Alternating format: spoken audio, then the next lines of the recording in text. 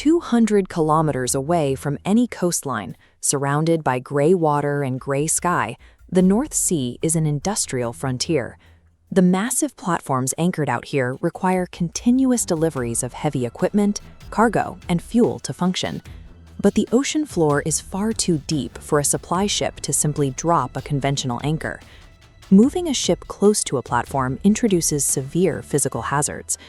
3-meter ocean swells roll continuously across the steel legs. The water pressure between the two structures creates powerful suction forces that actively pull the vessel toward a collision. Yet, right next to the rig, a platform supply vessel holds perfectly in place. It isn't anchored, it isn't tied to the structure. Out here, human skill is necessary, but survival and offshore work rely entirely on continuous mathematical calculation to achieve total stillness in a moving ocean. This exactness is powered by a computer-controlled system called dynamic positioning. It allows a vessel to actively fight the wind, waves, and currents to maintain a zero-net movement. The system operates as a digital brain, ingesting spatial data from satellites and sensors to calculate how the ocean pushes the vessel. The control computer then directs thrusters beneath the hull, applying exact thrust to cancel the incoming forces. By solving the problem of uncontrolled drift, dynamic positioning allows offshore vessels to safely hold their ground, turning standard ships into highly specialized floating factories. Heavy lift vessels like the massive Pioneering Spirit are equipped with heave-compensated cranes. These specialized cranes actively counteract the vertical motion of the ship, keeping suspended loads completely steady relative to the seabed, allowing them to lift entire platform topsides in a single operation. Subsea construction vessels focus entirely on the deep. Through a vertical opening in the hull called a moon pool, crews lower remotely operated vehicles down to the ocean floor via a control tether to inspect and repair infrastructure far below the surface. Other ships serve as permanent facilities.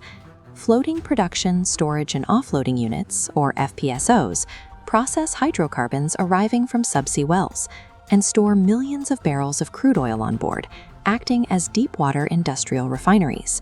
And to move the floating rigs themselves, anchor-handling tug supply vessels provide the brute force towing power required to pull and set massive mooring chains.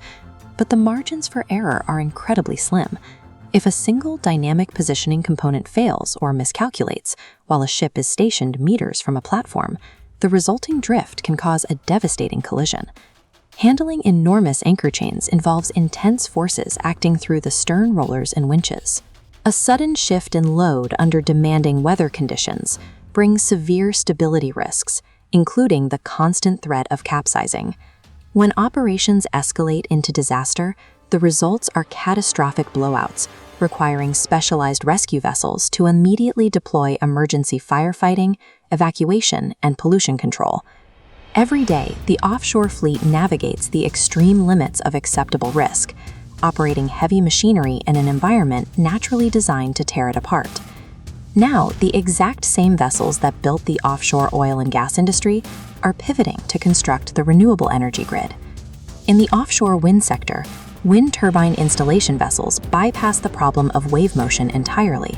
They lower steel legs directly to the seabed and lift their hulls completely out of the sea, creating a perfectly stable construction platform. Inside these ships, engineers monitor digital twins, virtual models of a physical vessel updated with real-world sensor data. This allows crews to predict physical fatigue and test decisions before a piece of equipment actually fails offshore. Engine rooms are integrating massive battery systems. During dynamic positioning, these batteries act as instant reserve power, eliminating the need to run multiple diesel engines inefficiently on standby. At the same time, the rise of autonomous surface ships and fully robotic subsea systems is starting to challenge the necessity of having a human crew on board at all. The workers of the sea are evolving from vessels of brute steel into connected, electric, and increasingly autonomous machines. As they continue to build the next generation of global energy, it leads us to the final question of this series. What will the future of ships look like?